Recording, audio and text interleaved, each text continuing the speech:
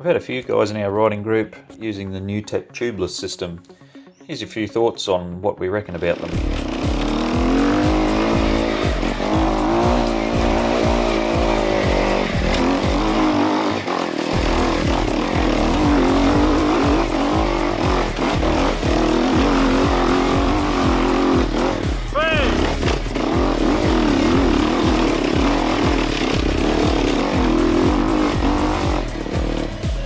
Yeah, boy!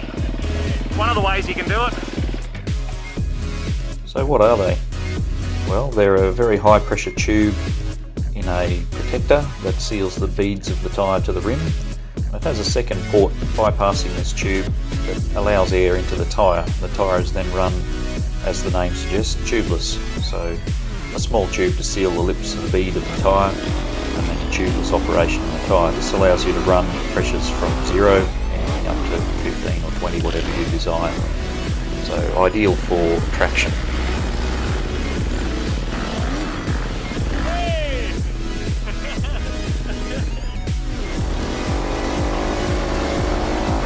Here in the video I'm following Chris on his 300 SER Sherco, and he managed to have a puncture. We couldn't find the hole. Turned out later to be a tear near one of the knobs. And so yeah, we've done about 20 kilometres on the tyre as it was in this part of the video. And you can see the control that he's got off the bike. It's perfectly fine. He was able to pass over rocks and what have you on the earlier part of the trail, and he managed to damage his rim. So yeah, all in all, got home and even the tyre looks like it's salvageable. Didn't seem to suffer too much at all. So yeah, all in all, not a bad system. As with all things, the tubeless system won't be for everybody, but we find it pretty good in our fast trail riding group. Here's some answers to some questions that you might have. What do they like to change? I don't find them any or very much more difficult to change than a regular tyre, to be honest. Once you learn the process, it's very easy to do. The tube is reusable. What's the life?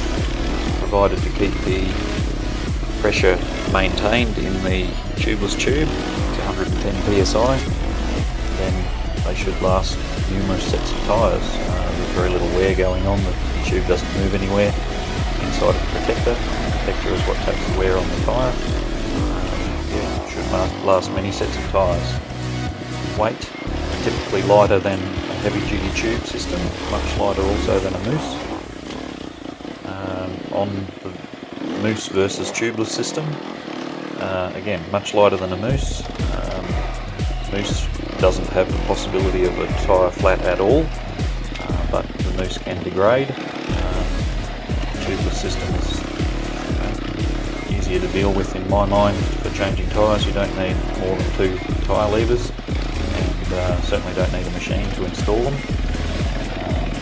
Efficient users of Moose probably argue that, and that's fine. It really isn't designed to replace a Moose. If you're in a motorsport situation, smashing over rocks all day, it's probably a Moose is for you.